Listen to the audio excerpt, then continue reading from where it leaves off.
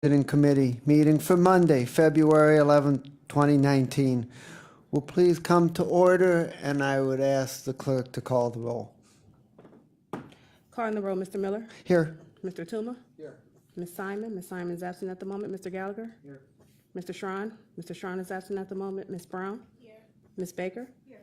We have a quorum. Also, let the record reflect that President Brady is also in attendance. Great. Thank you very much.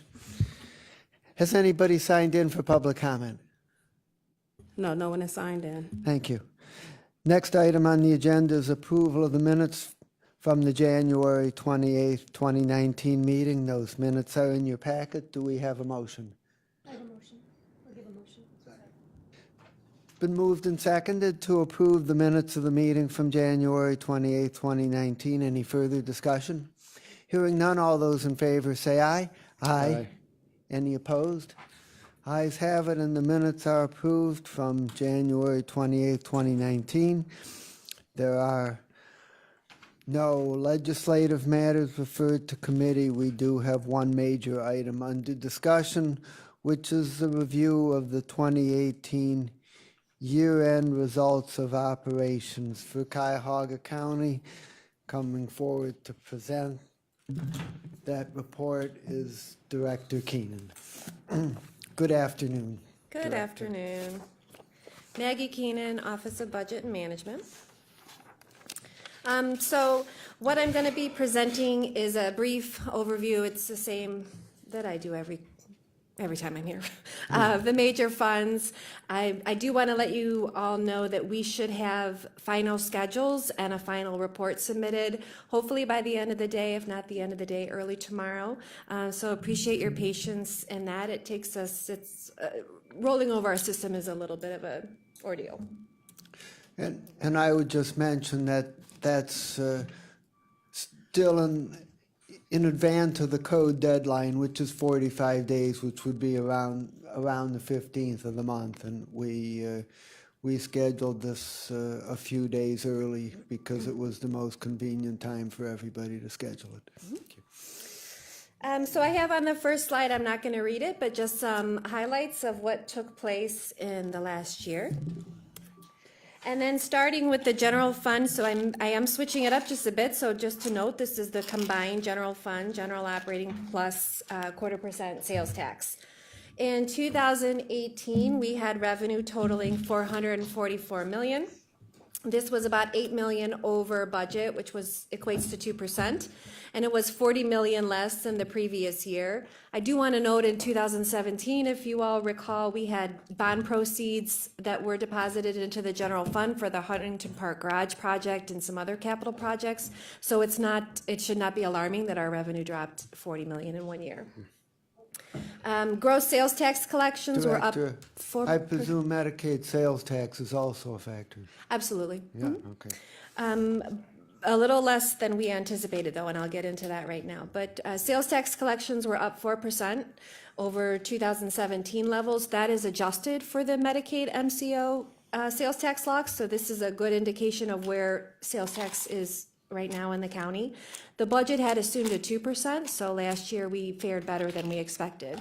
So this increase did offset somewhat the cut that we received in sales tax from the Medicaid MCO. But all told, that was still about a $27 million hit to us. Investment earnings were up 60% over 2017. That difference was about $6 million from what we had originally budgeted. I do want to note that we had some one-time revenue in our 2018 actuals. This was planned, but it's just always important to note. So we did take $4 million from the MCO transition fund. We transferred $7 million from the unclaimed funds fund. That amount will not be replicated. We had not done that transfer for many, many years. So in the future, we're looking at about maybe $350,000 every year for a transfer. And we did transfer, per the council amendments to the budget, $3 million from the development special revenue funds. On the expenditure side, our expenditures totaled $462 million in 2018. This was about 9% under budget, final amended appropriation levels, and $40 million over 2017.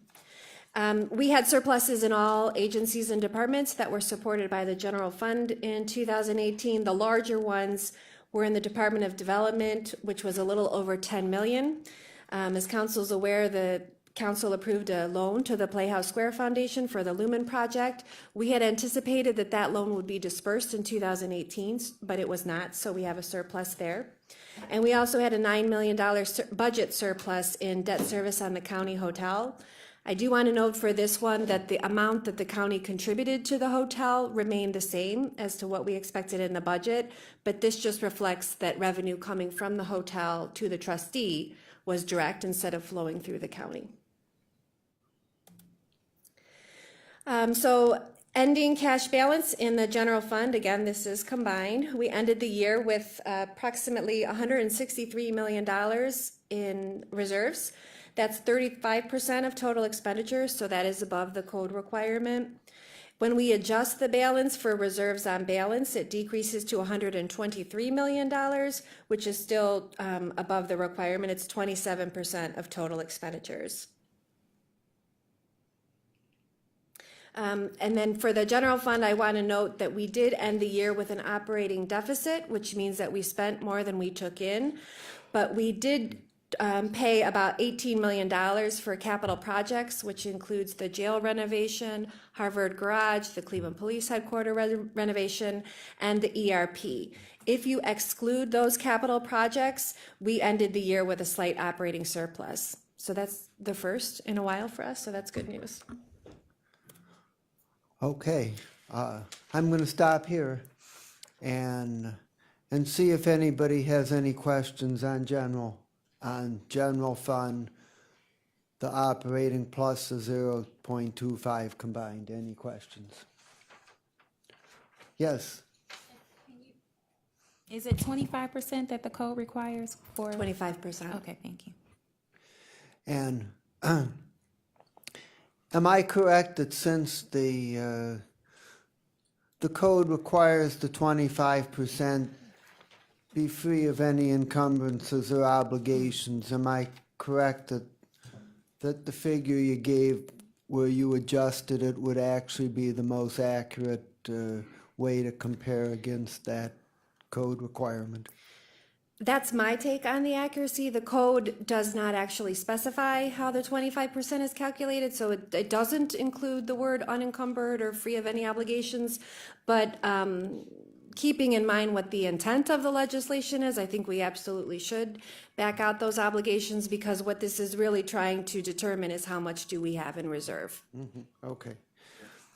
Yes.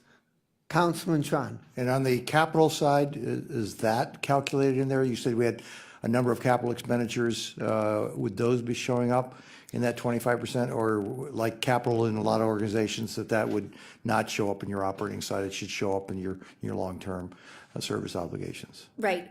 So again, the code is silent on how we define expenditures. I have included the capital costs in there. So if we exclude those, our percentage is probably about 28-29%. Okay, but in keeping with the intent, which is operating side, when the 25% was put in play, and I think that, I don't speak for my colleagues who are here, but I thought that was the intent as opposed to capital expenditures, which are long-term. So I remember having some conversations with Councilman Greenspan about this, and I can argue both sides, I think, and I think I did argue with him. Surprise, surprise. You're not the politician, we are. We're the ones supposed to be arguing both Yeah, I'm sides. so argumentative. But so I think, I naturally play devil's advocate, but I think I did because this is a very large operation that we've got here in the county. We have a lot of facilities. These capital expenses, though hopefully we're not going to be doing a Harvard Garage every year, we do seem to be doing something every year. So I include those costs in my calculation. It seems to me that, at least if I'm thinking about where the intent would have been, in my mind, it would have been the operating costs to support those capital expenditures on the annual basis, not the actual capital costs. And so I would differentiate the short-term obligations that would take to keep the capital expenditure current versus the to analogize, if you're buying a house, it's your annual mortgage not the fact that you owe X amount of dollars against the whole mortgage. That's correct. And the annual mortgage, just to go with that analogy, is included in certainly that's included. So we have course. about 8 million every year of facilities CIP contributions from the general fund. So again, I'm happy to distinguish that, and the reports from now on or back it out completely. It just seems like we're always buying houses. I mean, we've had large capital projects for the last several years. And so again, if you want to look at that reserve and say, what do you really have to spend in a crisis for a new initiative for whatever reasons, I feel like I like having the capital projects in there because there's always something that we have. But I'm happy to distinguish that. Okay, well, in my mind, I distinguish operating those obligations that are due to be paid within the 2-year budget window. And I would, unlike the home mortgage, you're looking at that on a 12-month basis. In this particular case, because we are on a biannual budget, I would look at it in the 2-year window. And I think that makes logical sense to combine it from that standpoint. Thank you. Okay. So, following up on Councilman Schron's question, we seem to be taking a tack that makes sense in the current environment, that we're holding a good amount of debt, and that it would be good to finance capital out of current operations as opposed to adding more debt. And the question is, how much would we have to spend on capital on an annual basis on average to keep up with our capital needs? So that question is probably best directed to Michael Dever, but what we have allocated and what the Department of Public Works has agreed to is $7.2 million for facilities projects, which are the maintenance associated with all of our ongoing capital facilities. Okay, I have some more questions, but I'm going to go to Ms. Baker first. Just curious, you mentioned that excluding the capital projects that we've been talking about, that we actually have a surplus unlike other years. Can you expand upon where it is that we are saving, or are there departments trying to stay in or under budget? I think most of our departments are trying. I think they all mostly try to stay in or under budget. We do have some departments that are actively working to reduce costs. Juvenile court's a good example. So if you recall, juvenile court did not take a budget cut in 2018. They did take one in 2019. They have committees going over there. They're really working on, now that's not necessarily reflected in our numbers because I don't have anything tangible yet, but the executive has certainly communicated to his directors that they need to tighten their belts. I have communicated to other elected officials, boards and commissions, we have an issue. I think 18 surplus, though, is largely the result of the increase in sales tax. So we were 2% over than what we had anticipated in the budget, which was helpful for us. That is half of our revenue. Right, okay, thank you.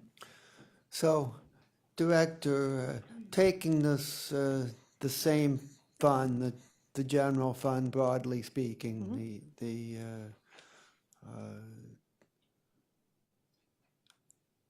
0.25 plus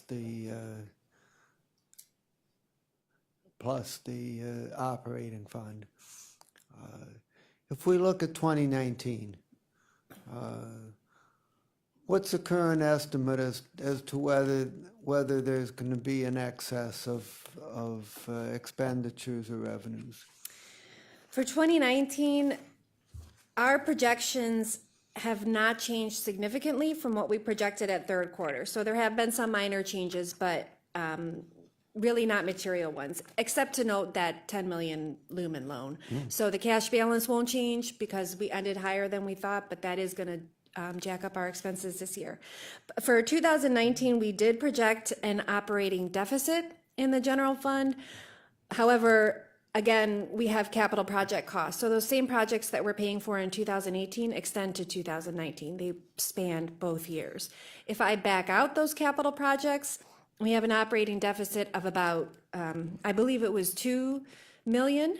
The budget that we adopted for 2019 originally had a $6 million deficit. So we're doing a little bit better than we had anticipated in the budget.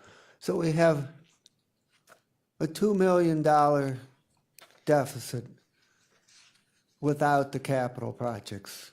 That's correct. Now, is the 7.2 million in generic capital spending, that would add to it and make it 9.2 million, is that correct? No, the 7.2 is already embedded in that number. That's embedded in the -2. That's correct, and I do not exclude that because if Public Works had their say, it would be more than 7.2 million, but there's always going to be something around that number, if not more, to maintain our facilities. But in addition to the 7.2, you have some special items. Yes. And you have the 10 million for the Lumen project. And what else is there? So there's the ERP, which should be finishing up this year. The Harvard Garage renovation, which should be finishing this year. The jail kitchen renovation, which should, I think that almost is finished if it's not finished. And then the work done at the Cleveland Police Headquarters building. And how much money approximately for each of these items? Oh, for each of them? I'm probably gonna have to get back to you with the breakdown. I know I emailed it to the council Do you president. know what- I can get back to you, but it's about 20 million, For the 4 items? maybe a little less. Okay, the Yes. four items, so when you add the Lumen project plus the 4 items, it's close to 30 million. Yeah, we do have to add Lumen on there. Yes, so- Yeah, I think it's actually a little bit less than 20 million, but yes. Little less, okay, Yes. fine. But when you back that out, we're in relatively good shape for 2019. Okay, we're in relatively good shape operationally, but the 30 million will come out of our reserves and That's correct, but we have a lot of reserves. So we ended last year with well over 30% balance, which is higher than a governmental entity needs. And that's why we have reserves, so that we don't have to issue debt for what's relatively large or small projects. So, what's happening over at the jail was, 3 million or something like that. Harvard Garage was 25 million. It keeps our costs lower to not issue debt. You don't pay the cost of issuance. You don't pay interest.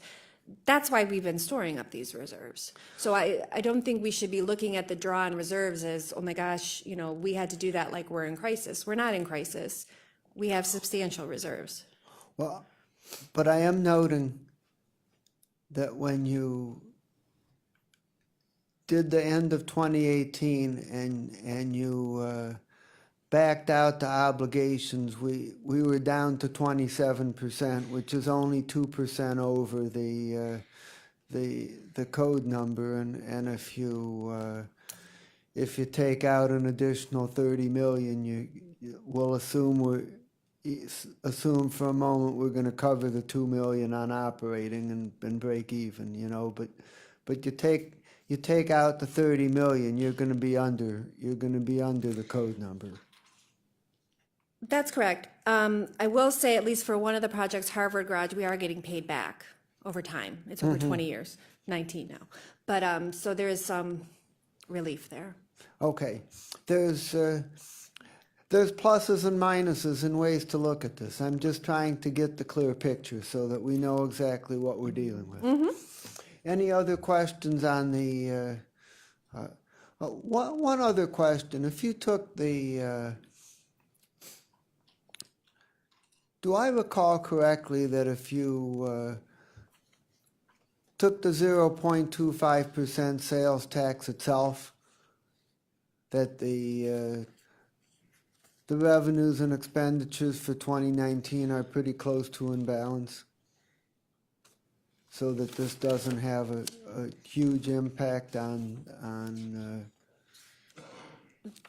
on what you get for general fund operations. That's correct. So The 1/4% fund is pretty much in balance. pretty close to Yeah. imbalance. So it's going to be, Anything we talk about for the general fund, I'm really talking about general operating. so the general operating and the general operating plus 0.25, the bottom line is pretty close to the same. 'Cause- That's correct. Okay, that's good to know. Councilman Tron. Your point was that it might be advantageous to not go out and borrow and to use those funds almost as though we're loaning ourselves the money from that standpoint, because it might save us some dollars in interest costs. But historically, projects of that nature would be the kind of thing that would be long-term capital expenditures that you would go out and take over more than just an operating period of time. So that's why I just, it can't help but think that the real cost should be allocated as an acknowledgement, because we could probably go out and float debt if we wanted to convert those to debt, which is what ordinarily you do. Again, following the home analogy, you would more than likely would not drain your savings to go ahead and pay for the house. You'd pay it over a length of time using the interest rates that would be hopefully advantageous for your cash flow standpoint.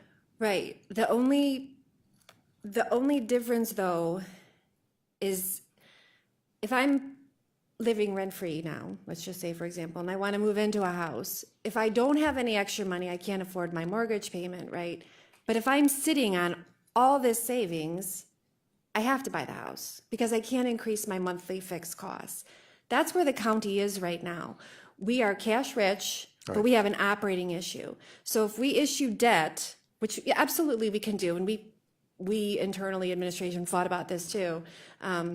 It's one fight I won, but that will increase our operating costs. And I can't increase our operating costs right now without cutting something else. And I haven't been told what else to cut yet. But we do have cash, which is why I made the recommendation I did, because we're in cut mode and we're not in a position to add, only subtract. And if we bond it out, I mean, all these projects combined, we'd be talking about maybe a $50 million debt issue. That's $3 million a year for debt service. So the question was, how do I find $3 million, or do I just drain some of this cash that we're sitting on? There is a point at which, and this is subjective, but I think where you have too much cash, and we had a lot of cash. Yeah, it was Councilman Miller's concern about the trending of that percentage. Absolutely. And so I just wanted to be cognizant of the fact that those services, those debt services are traditionally not done through your bank account cash. They're That's done- correct. Right. And- So that's why I think it's just important to recognize that what we are doing is not analogous to what most of the rest of us would do in long-term debt. That's correct. And believe me, I monitor that percentage every day, so I'm not unaware of the situation that we're in. My recommendations, I mean, I'm not like wedded to this lifestyle of using cash, but my recommendations are always going to be based on the situation that we're looking at. And at the time, the situation that I was looking at, I thought said use cash. 2 years from now, maybe not. Because you're right, we're down now where we don't have the cash anymore, but at the time, I still think it was the right decision. Director, one more question. The 3.5 million that I expect that we're going to approve today for the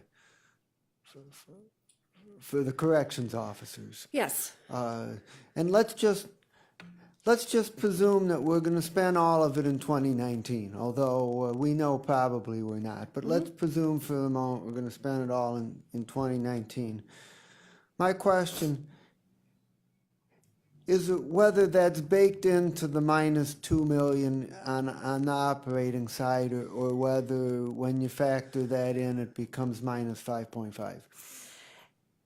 a portion of it is baked in, and I'll have to get back to you on this for sure, but we did anticipate some increase in spending in the jail in our 2018 projections, so that's what I'm basing this on, but not the 3.5 million. So if they spend it all, we are increasing our operating deficit by no more than 3 million.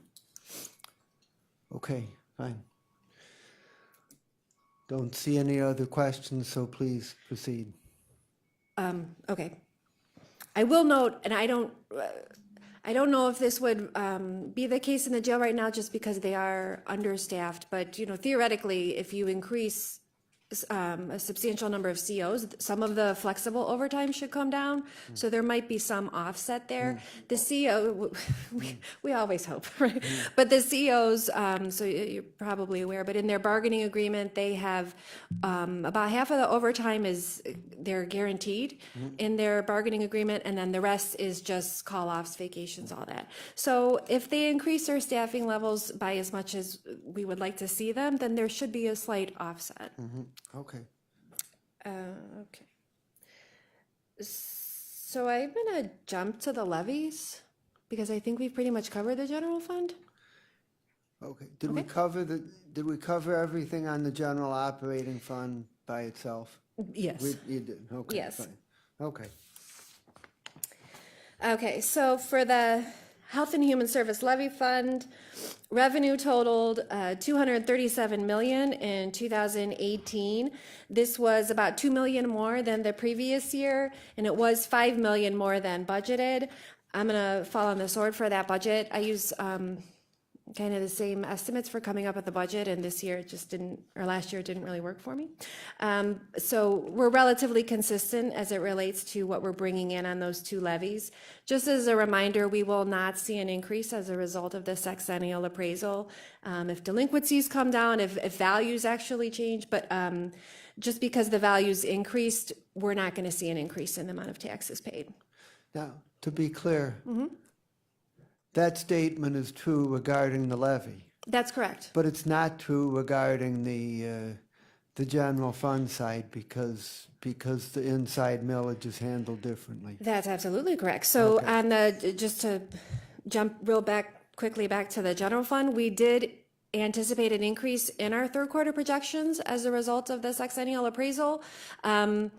I think we're going to see a little bit more in revenue than I projected because I was very conservative.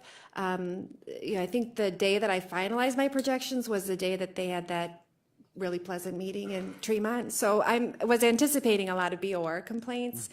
So this is something that we're just going to have to wait and see how it goes. But we did anticipate the increase on the general fund side, but not on the levy side. Expenditures in 2018 totaled $260 million. There was virtually no variance from budget, but this was $10 million more than 2017, and I'll talk about that in a minute. Ending cash balance in the levy fund totaled $11 million, and this was 4% of total expenditures. So we do have a code requirement as it relates to the levy balance, which is 10%. So in 2018, we were not in compliance with the county code regarding fund balances. So why that happened, we had two things happening in 2018. One, we did see an increase in expenses incrementally all year in Children's Services, Department of Children and Family Services. We had reported this in all of our quarterly updates, but their overtime increased every pay period over the same pay period in 2017, and their regular earnings went up too, regular hours. So they had a little bit more people on staff, they were all working more overtime, and we had to fund them more to compensate for that. Also then the biggest driver here was that we had to cover carryover encumbrances, which totaled about $30 million at the end of 2018. We do encourage the agencies to be mindful of the Ohio Revised Code section that says they're only supposed to certify on contracts what they need for the current fiscal year. We had been anticipating throughout the year in our projections that we would be seeing decreases in the amount certified on contracts that didn't happen at the end of the year. And so if you recall, when I was here for the last fiscal agenda, presenting the last fiscal agenda for the year, I came up and said that the levy subsidies had spiked quite a bit, and this is why. So we are required to cover with cash total appropriation levels, and the carryover encumbrance balances increase the total appropriation levels. So, Director, if in 2019, this problem gets taken care of and the carryover is brought down to an appropriately low number, this would produce a favorable one-time result, is that correct? That's correct. So you took the words right out of my mouth. So we had about 21 million in the combined PA fund at the end of the year. So this is all that cash that we pumped in, but they didn't actually spend it. It was just going to their contract balances. And this will offset 2019 subsidies. I cannot guarantee that the problem will go away in 2019, but I can guarantee that we're going to work obviously harder than we worked last year to make sure that everyone is complying with these recommendations. So we spent too much from the levies last year. We are out of compliance with that code requirement for the 10%, but the fix is we're going to see it in 2019 because we're not going to have to subsidize as much as we had anticipated, because I can draw down this cash in the PA fund. So if you added 30 million, why are the PA funds only 21 million? We didn't add 30 million. We added about the 20 million. So the 30 million was the total encumbrances at year end. And we did anticipate some encumbrances at year end. So DCFS, for example, spends about $5 to $6 million a month. It's been creeping up. So I'll say now they're about 6 million. So I had expected to see at least 6 million in carryover. And the same can be said for the smaller agencies as well. So there's always going to be, well, there doesn't have to be, but here there probably is going to always be some amount of carryover, but it really should not be 30 million. And can you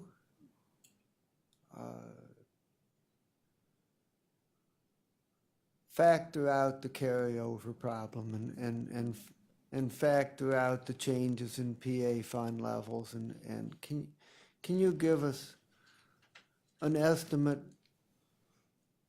of what expenditures and revenues in the HHS funds look like in 2019 without the artifacts? Yes.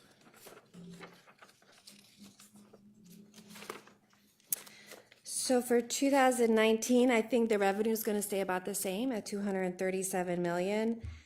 And assuming no change to service level activity, I think that the expenses are going to total about 240 million. So we have a slight operating deficit. Okay.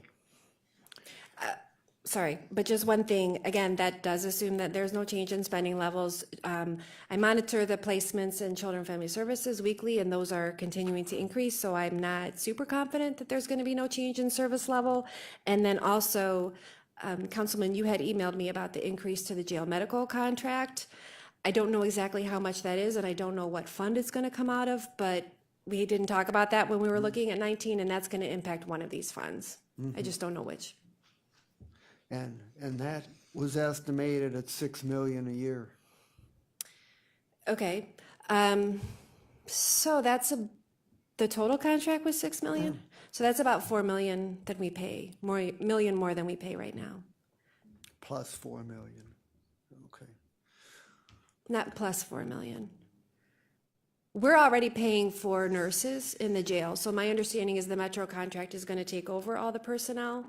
So our costs are gonna, our salary costs are gonna go down. So it's not gonna be a dollar for dollar increase, because we will see some reduction on our side. Okay, fine. Anything more on the HHS levy funds? No, not unless there's questions. Questions? Okay. So, all funds. Oh. Revenue totaled 1.5 billion, revenue and expenditures, we'll cut to the chase, totaled 1.5 billion in 2018. This is consistent, pretty consistent with the last couple years, actually. Revenue was about 3% more than we budgeted for 2018. Some of that increase, a lot of that increase was the general fund, and then we had some other increases in some of our special revenue funds as well. And then on the expenditure side, expenses were significantly under approved appropriation levels. We had about $100 million surplus. Some of this is savings, agencies tightening their belts, but a lot of this is just over appropriating. So I've identified where some of the surpluses are. Board of Developmental Disabilities, I'm giving them a little bit of a pass because they're in a state of flux right now where they are transitioning from providing direct services to just managing the services. So they're shedding staff and the waiver payments are increasing like crazy, but they're also decreasing a lot of their costs. They're losing buildings. So, I'm not going to say anything bad about them right now, but you can see in some of the other areas, we have significantly more appropriation than we needed. And I will say we need to do, including OBM, we need to do a better job of restricting appropriation levels so that we should not have a $30 million surplus at year end. That's excessive. Any questions? Director, getting back to the levy funds, do you have an estimate on the year-end balance 2019 for the levy fund? I don't like doing math in my head. Give me 1 minute. We should be back up in the low 20s, 20 million. 20 million. And what's the projected year-end balance on the PA funds? I don't want to see any, well, I won't say that, minimal. Low. Yes. Low, okay. Yes. Hopefully no more than 5 or 6 million. I do not like to see cash stored up in those PA funds. Okay, so that means that let's say it was 5 million. Okay. If it was 5 million, that means that that 16 million in levy funds were drawn, in PA funds were drawn down. And the balance in the HHS levy fund went up from 11 million to 20 million, which is 9 million. So that would give you an excess of expenditures over revenues of 7 million. I can look at it again. I do That not like sounds doing math like a in my head, but given that what- might be, yeah, that might be right. That sounds like a reasonable forecast based on everything I've heard. Yeah, we should be able to I'd like to draw down that PA balance to maybe 5 million. We really shouldn't have to have that much. Because even if there's invoices at the end of the year, they should be paid in the previous year. That's what the code says, the Ohio Revised Code says. So, yeah, we should be able to draw down most of that 20 million, which would offset our subsidies this year, Okay, fine. and then restore the cash balance. Okay. Okay. So then I'm not really going to talk about the ending balances in the special revenue funds. It's in the reports, but I did want to note that there are a couple funds that you just want to be mindful of. The first, well, I'll talk about it a little bit. The first is self-insurance. This is the fund that pays for the county's benefits program, the employee health care program. We have now an ending cash balance in 2018 that totaled over $30 million. The Ohio Revised Code requires that we keep IBNR, which is incurred but not reported, the claims costs that were incurred in the previous year. And in the last couple of years, IBNR has totaled about $5 or $6 million. So there is more cash, substantially more cash in self-insurance than we need to maintain. The second one is the workers' comp fund. As you are all aware, we used to do chargebacks to feed the workers' comp fund. We would charge every agency and department. That's how the fund generates revenue. This is what's called an internal service fund. We had an excess of cash in this fund as well. So early in 2016, we stopped all of the charges and we've been drawing down that cash balance. And as you can see, we still have a pretty large cash balance in that fund. So I don't see those charges resuming at least until 2022. And that has helped to reduce our costs. It's a temporary, but it does bring down the cost of every agency and department's budget. And then the next are public works, special revenue funds, the one on the left, road and bridge, and then the sanitary sewer funds. Just noting here again, the large cash balances in both funds. And these support, as you well know, all the road projects for road and bridge.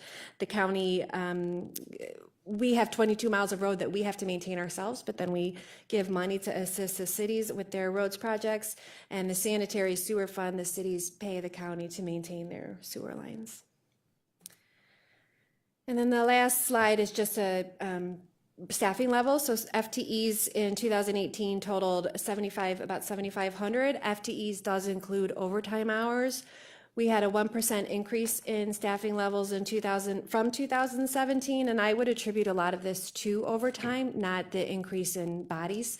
But we've had a lot of divisions working a lot of overtime in 2018. And then just noting, because it's pretty glaring on the chart, that the decrease in staffing levels from 2018 to 2019 was the county did do a buyout. In 2019, that lasted through the first quarter of 2009, that lasted through the first quarter of 2010. So that's why we saw that decrease. So that should be the result of the 2009 early retirement. Oh, yes, Okay. yes. Okay. I'm not starting any rumors. It's the 2009. And Okay. they told me to fix this one too, and I didn't. Ms. Brown? Back to the Human Resources Self-Insurance Fund, if we didn't do anything what would the ending balance be in 2019 if we didn't do anything else? If we, what do you mean if we didn't do anything else? Did nothing, what would it? So I think as it stands right now, I think the balance is gonna stay the same, maybe increase slightly in 2019. We have established rates for 2019 that we're not changing. I anticipate that we're gonna bring in a little bit more money than we need. The rates assumed an increase in healthcare costs. I believe it was 6%. We haven't really seen a 6% increase in our healthcare costs for quite some time. So again, I don't have any 2019 data yet. This is just me going on history, but I think that balance is going to stay pretty high. So an option available to the county that I believe we will be recommending in 2020 is to reduce the rates. And that it'll act the same almost as workers' comp, as we'll start drawing down that cash, because you're going to bring in less revenue that you need, but we'll be doing it intentionally. So, Director, how much MCO transition money is baked into 2019? 12.5 million. And the executive in his list of items recommended using an additional 2.5 million. Would that bring that to 15? Yes. And the additional 2.5 million, so we had three payments, but the MCO transition payments came in two phases. So the county was initially awarded, I forget now how much, but we had 4 million last year, 12.5 this year, and 8 next year. And then we got a second round of payments that totaled about 10 million. So we had 10 million that has been unallocated. That's where he's proposing to take the 2.5 million. So then, in terms of remaining assets, we would have 8 million from the first round that we received that's already programmed into the 2020 budget. That's And correct. plus, we would have 7.5 million that's unallocated that could be used as needed. It could be. I believe the executive's recommendation is to use that 2.5 over 4 years. So he might disagree that it's unallocated, but yes, it's not in the numbers yet. It's not in the numbers yet. Okay, fine. Okay. Yes, Councilman Schwan. And my colleague, Councilman Brown, was bringing up the self-insurance.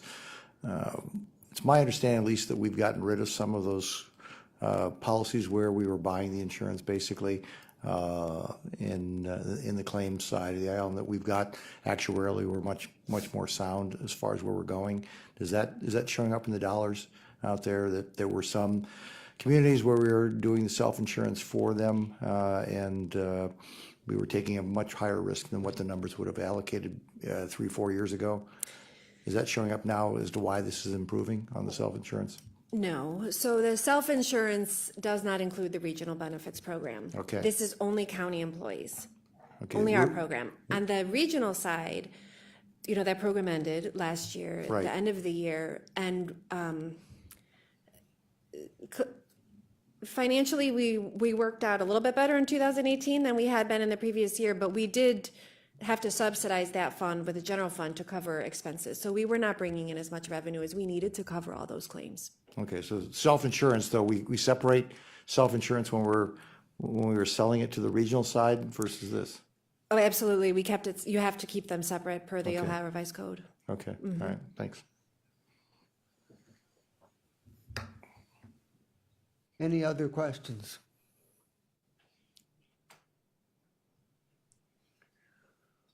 Okay, well, I think that, that does it. We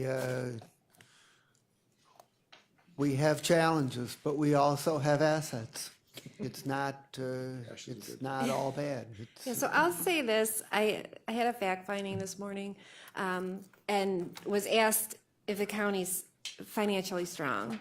And, my answer is that the county is facing challenges, but the county is financially strong. So we have a lot of options available to us. These are not going to be pleasant conversations. I don't envy the decisions that the council has to make over the next year to cut these budgets. I mean, I feel it, my staff feels it when we make the recommendations. Nobody likes doing this.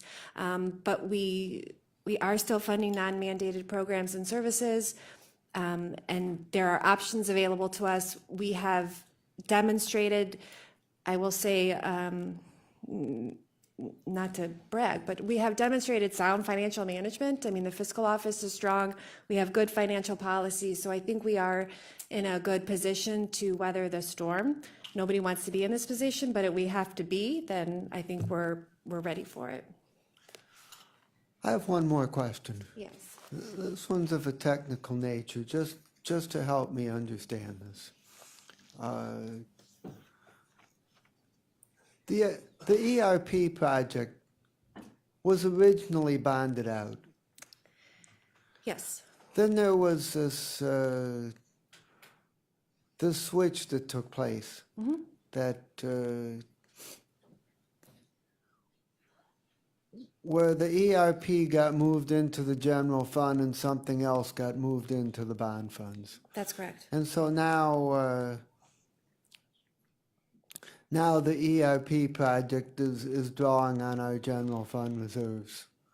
And explain that. Okay, so the county did issue sales tax revenue bonds in 2014.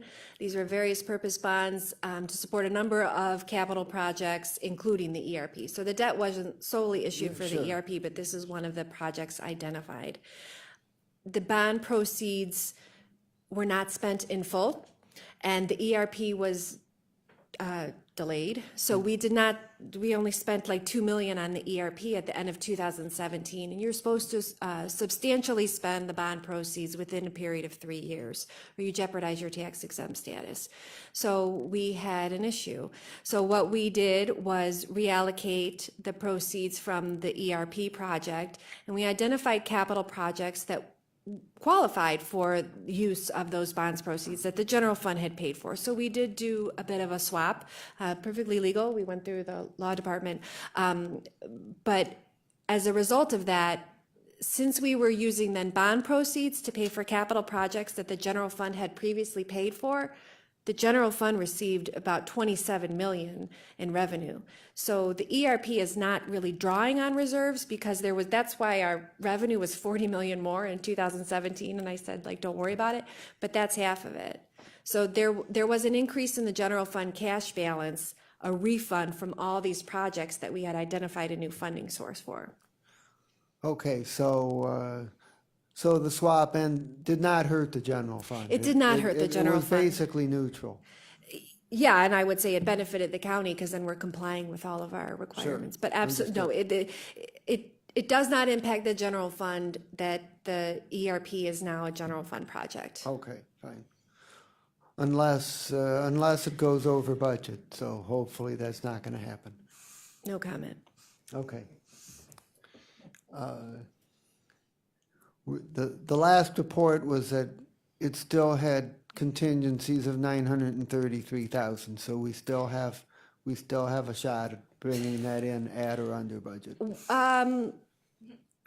So I'm sorry, but There is a contingency that was identified, but according to the Department of IT, that contingency is going to be spent.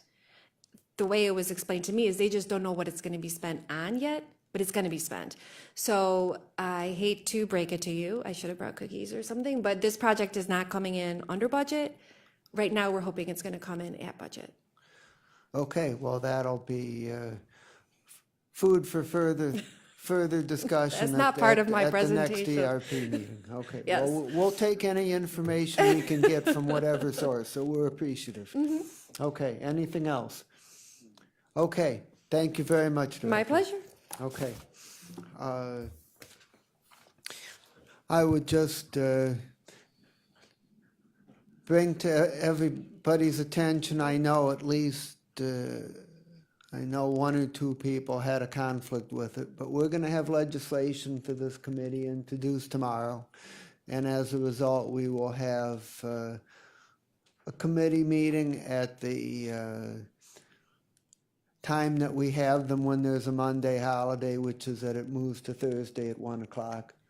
It's just one item of pretty routine legislation, but I want to make everybody aware, and we'll have that on the 21st at 1 o'clock. Any other miscellaneous business?